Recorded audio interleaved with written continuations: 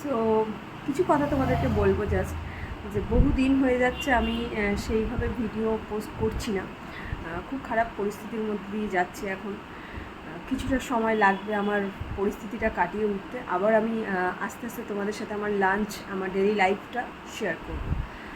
আর আমি আজকের এই লাঞ্চে দুটো স্পেশাল জিনিস আছে, যেটা অনেকেরই ভীষণ প্রিয়, বাট আমি না কোনো কালেই খেতাম না।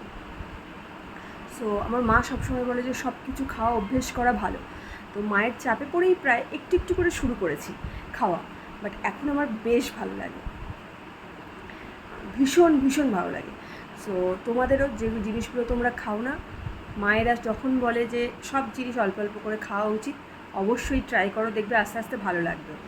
তো আজকের আমার লাঞ্চটা তোমাদের সাথে শেয়ার করি, আর ওই স্পেশাল দুটো আইটেমও তোমাদেরকে দেখাবো। চলো, আজকে আমার লাঞ্চে আছে শাক ভাজা, আর এখানে অল্প করে উচ্ছে আলু ভাজা আছে।